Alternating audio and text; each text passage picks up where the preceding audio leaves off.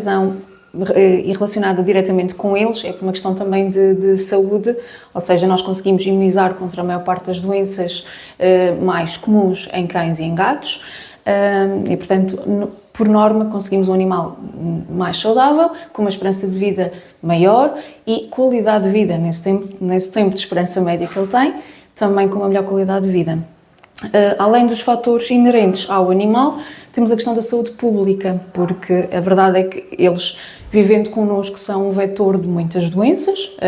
Existem algumas zoonoses conhecidas, como a leptospira, a dirofilária, leishmania, são doenças que podem ser transmissíveis para nós e, portanto, o animal protegido com uma vacina e com a desparasitação, também falando disso, é um animal que também acaba por nós conseguimos beneficiar também dessa parte da saúde pública, portanto, não sermos contaminados com doenças que possam ser transmissíveis por eles. Pronto.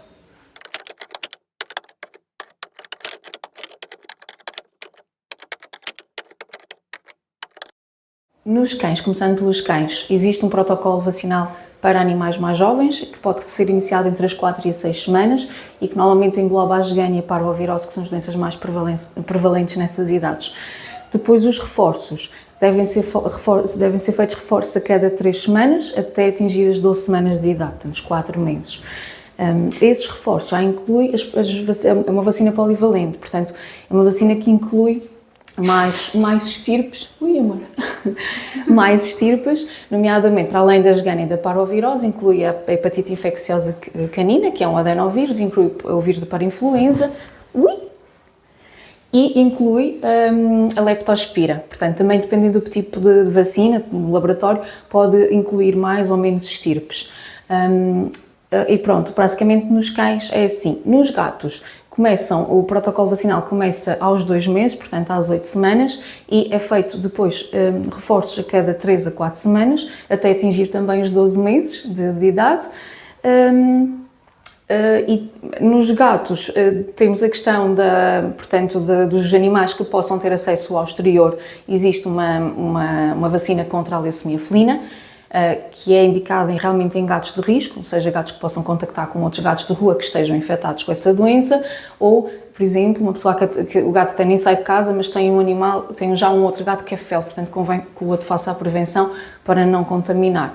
E, portanto, normalmente fazemos um teste antes, que é um teste rápido, que nos diz se o animal é positivo ou negativo, e se for negativo, então fazemos a prevenção do FeLV. E depois temos a raiva, que também podemos falar disso, que é uma vacina que é obrigatória no caso dos cães, que deve ser feita nos cães a partir dos 3 meses. Nos gatos não é obrigatória, é opcional, também feita a partir dos 3 meses.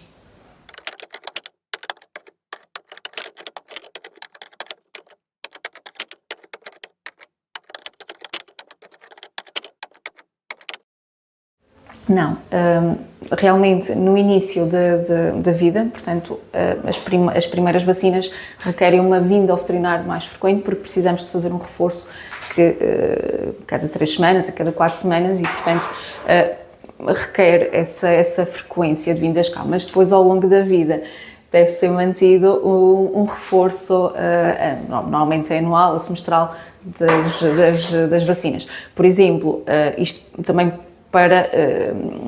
indo ao encontro dessa questão, portanto, há muitas doenças que nós cada vez mais detectamos em nossa área clínica, que animais que tenham as vacinações depois vêm a desenvolver doenças que estão incluídas no protocolo vacinal mais tarde na vida quando não fazem esses reforços. Como, por exemplo, o vírus da pneumococcus felina, temos apanhado alguns casos assim, o vírus da parvovirose, a mesma coisa. Portanto, sim, todos os animais é necessário fazer esse acompanhamento ao longo da vida. No caso dos cães, o protocolo vacinal, normalmente, como tinha dito, portanto, começa entre as 4 e as 6 semanas de vida, depois é feito os reforços cada 3 semanas, até às 12 semanas, e depois tem que ser feito um reforço anual da polivalente e da raiva. A partir daí, o protocolo depois varia dependendo do tipo de vacina, do tipo de laboratório, pode ser feito, reforços a cada 3 anos, anuais, semestrais, inclusive no caso da leptospira, portanto, vai depender depois um bocadinho do veterinário, da indicação que o veterinário dê ao cliente, dependendo de onde estejam e do laboratório da vacina. Nos gatos, realmente o protocolo começa às 4 semanas, com os reforços a cada 3 semanas, às 12 semanas temos o protocolo completo e depois aí também podemos depois, dependendo se o animal tem acesso à rua, se tem acesso a gatinhos que possam ter o vírus da leucemia felina, também depois a questão da abordagem da vacina do FELV, há que ter em conta também, dependendo do tipo de vida que o gatinho tem, e poderá ser também feito. E com reforços também anuais. No caso dos gatos, e um bocadinho atrás, há umas guidelines um bocadinho mais atuais que recomendam um reforço vacinal aos 6 meses e então depois a partir daí anual.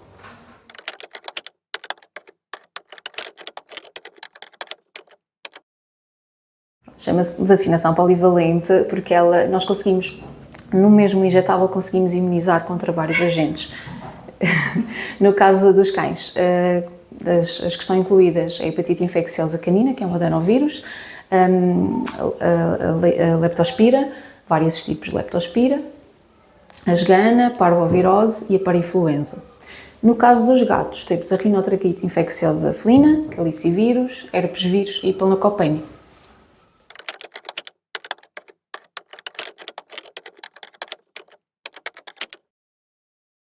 Sim, existe a vacina da raiva, portanto, que é obrigatória até hoje, portanto, apenas no cão. No gato é uma vacina opcional. É obrigatória porque trata-se de uma zoonose.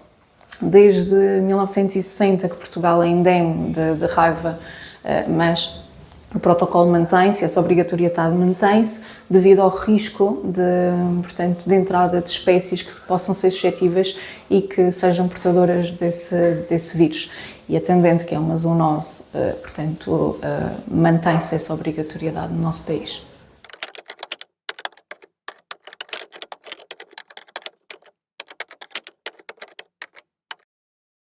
É assim, a raiva, a expressão clínica passa por 3 fases distintas. Normalmente a primeira fase é uma fase em que há alterações de comportamento, a pessoa nota o animal fica mais agressivo, mais excitado. Depois vem a segunda fase em que começam a haver alterações anatómicas, dilatação de pupilas, micção espontânea, portanto, alterações basicamente tudo que são, portanto, parte do sistema nervoso central, porque é esse o órgão também fica bastante afetado. Por fim, portanto, chega à fase final em que começa a haver paralisia muscular, o animal às vezes acaba por morrer por paralisia diafragmática, deixa de conseguir respirar, espasmos musculares, portanto, é uma doença realmente... Isto pode ser longo, varia um bocadinho também, dependendo da expressão da doença no animal, mas por norma são estas as 3 fases da doença no animal.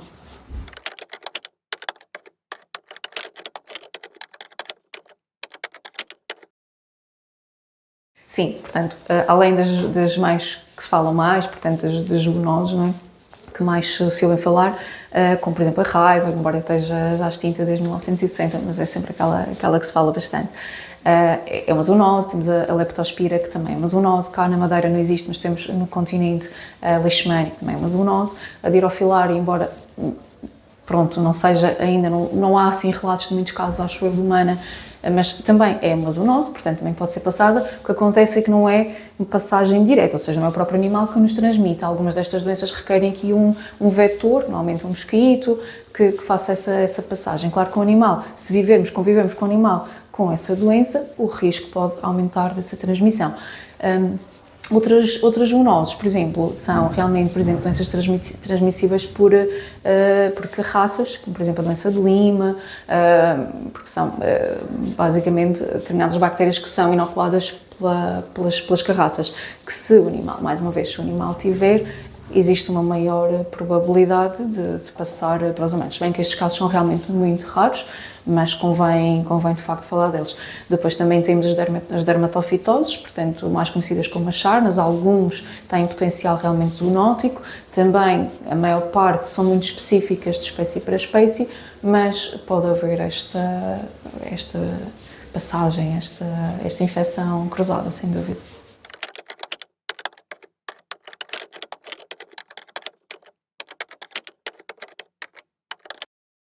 Antes de mais, o protocolo deve ser sempre respeitado, porque às vezes basta falhar ali umas semanas ou às vezes um mês, que já é suficiente para o animal ser infectado e apanhar a doença. Portanto, sempre que possível, tentar cumprir as datas que são estipuladas para as vacinas.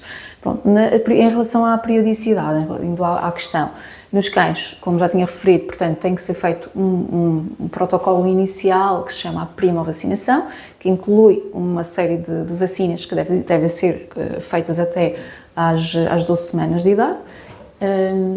A partir daí, requerem um reforço anual, portanto, esse reforço anual deve ser sempre cumprido, ou seja, passado um ano, essas vacinas todas desse protocolo devem ser todas repetidas.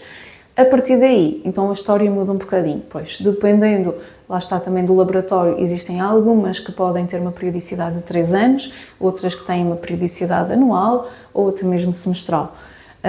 No caso dos gatos, a mesma coisa, portanto, tentar cumprir ao máximo. Também a primovacinação vai até às 12 semanas, a partir daí requer um reforço aos 6 meses de vida, que é aquelas novas guidelines, que ainda está a haver também uma adaptação a este protocolo. Há quem faça, há quem não faça. Isso também depende um bocadinho da prevalência das doenças. Nós aqui temos feito assim porque temos tido uma alta incidência cá na Madeira de leucopenia, mesmo em animais com primovacinação, e, portanto, essa vacina aos 6 meses de vida ajuda a diminuir essa probabilidade de incidência dessa doença. Depois dos 6 meses de vida, então fazer depois o reforço anual, e depois também, mais uma vez, depois pode variar um bocadinho ali a periodicidade, mas por norma nós aqui fazemos o reforço nos gatos uma vez por ano.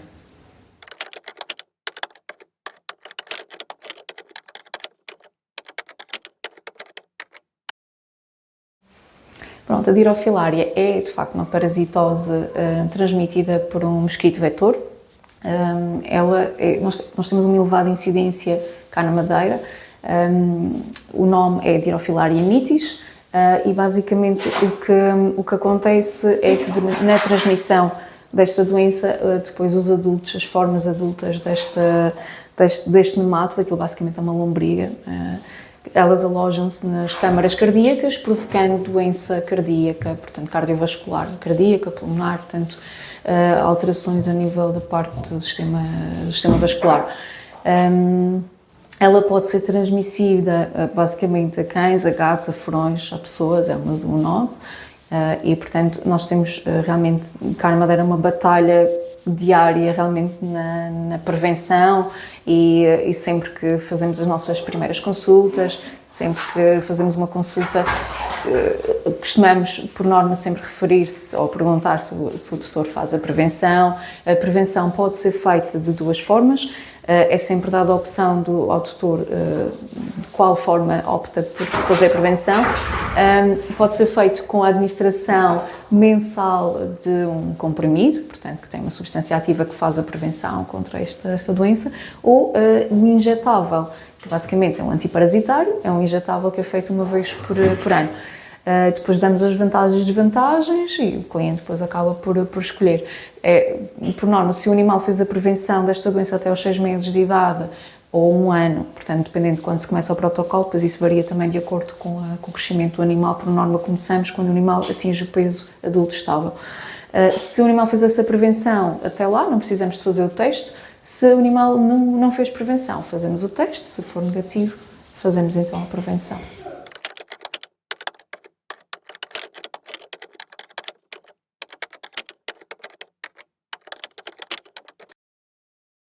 E sim, quando o tutor opta por fazer um injetável anual, esse injetável tem um grau de proteção muito elevado. Naturalmente que não é 100% e, portanto, ninguém vos consegue garantir realmente que aquele animal que faz um injetável não possa vir a apanhar a doença. Seria uma infelicidade muito grande, mas pode, de facto, acontecer. Portanto, sim, pode-se utilizar as pipetas, pode-se utilizar as coleiras, existem coleiras também disponíveis no mercado, que tenham essa ação repelente contra o mosquito, porque o injetável não tem essa ação repelente, portanto, ele tem uma ação já no organismo, portanto, tem que haver a picada e depois ele acaba por neutralizar a situação já depois do acontecimento. Se o tutor optar por a utilização de comprimidos uma vez por mês, o animal também, à partida, está protegido. Portanto, é uma proteção também muito boa, e a vantagem destes comprimidos é que fazem já uma desparasitação interna, externa. Portanto, normalmente eles já, na sua maior parte, já têm uma ação completa. Não têm a ação repelente contra o mosquito, de facto, mas garantem a eficácia se naturalmente o tutor também cumprir as datas de administração. E isto serve tanto para os comprimidos como para o injetável. Tem que ser cumprido. Se houver aqui uma falha na data, realmente a eficácia também pode reduzir bastante, e em alguns casos, dependendo do desfalque que existe entre a última injetável e o próximo, portanto, se for muito tempo, pode haver necessidade de, inclusive, de se repetir o teste.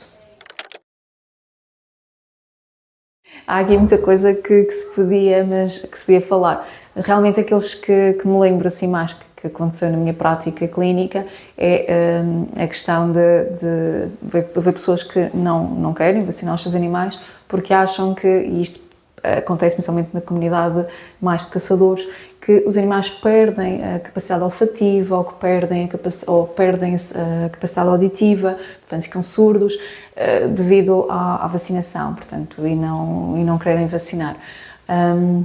Outra vacina, isto não é bem um mito, mas é uma atenção, é aqui um ponto de atenção que eu coloco, que é as pessoas terem atenção, porque chegam-nos muitos clientes à nossa clínica diária que nos dizem que os animais estão vacinados porque acham que eles fizeram um protocolo vacinal pelas câmaras e acham que o animal tem o protocolo vacinal completo e acham que a vacina está feita. Atenção, que as câmaras realmente vacinam, mas vacinam contra a raiva, que é a vacina obrigatória por lei em Portugal. Eles não protegem, na maior parte das vezes, não quer dizer que não possa haver excepcionalmente alguma câmara que faça isso, mas por norma as vacinas polivalentes, aquelas que falamos anteriormente, elas não estão incluídas nestas campanhas e, portanto, muita atenção, porque eles estão expostos a apanhar estas doenças. Pronto, assim, um ponto de alerta importante. Eu decidi-vos trazer este tema uma vez que estamos na Madeira e há de facto muitos clientes que transportam o seu animal para o Porto Santo por via marítima. Trouxe-vos o tema da tosse de canil. Não é, portanto, não fazem essa fiscalização, não há essa obrigatoriedade, mas eu recomendo que se faça a prevenção com a vacina quando se pensa levar o animal no barco, no canil. Isto porque aconteceu também comigo, quando eu era mais nova, os meus pais levaram os nossos 3 cães e eles apanharam de facto tosse de canil.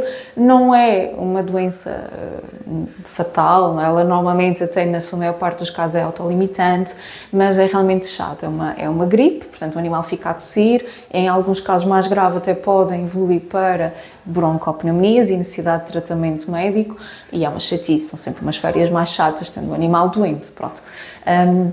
A vacina da tosse do canil pode ser feita de 2 formas, que um injetável que implica um reforço, caso não tenham tempo e a viagem seja marcada em cima da hora, isto acontece, existe uma opção no mercado que é uma vacina que pode ser feita até 72 horas antes da viagem, portanto é perfeitamente execuível fazer isto mesmo quando temos uma viagem quase em cima da hora.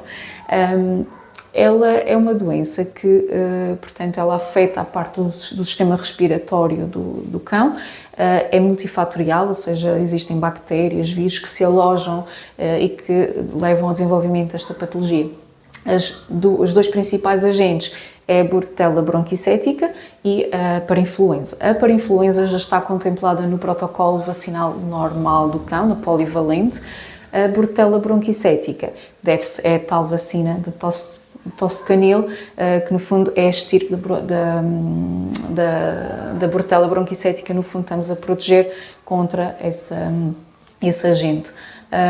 Depois, claro que se o animal fica imunodeprimido pela presença desses 2 agentes, depois há uma série de outros agentes que se podem envolver ali no processo respiratório e causar a doença até mais grave. Pronto, portanto, eu recomendaria isto como dica, recomendaria a fazerem essa prevenção caso queiram, de facto, levar o vosso cão para o Porto Santo. Pronto, em termos gerais, recomendo de facto que vacinem os vossos animais, que tenham cuidado com o tempo, portanto não deixar passar muito a data dos reforços vacinais e das prevenções de hirofilária, das desparasitações, ter sempre algum cuidado com isso, porque um animal saudável, um animal vacinado é um animal que vai ter maior qualidade de vida. Vocês depois, o próprio cliente vai à partida, não é? A não ser que tenha algum azar, mas também vai conseguir poupar algum dinheiro ao longo da vida do animal, porque o animal vai ficar à partida com menos doente, há menor probabilidade de adoecer e, portanto, no resumo, concluindo tudo, eu acho que há um benefício enorme, portanto, e conseguimos, de facto, dar uma melhor qualidade de vida ao animal e poupar algum dinheiro pela prevenção antecipada das doenças.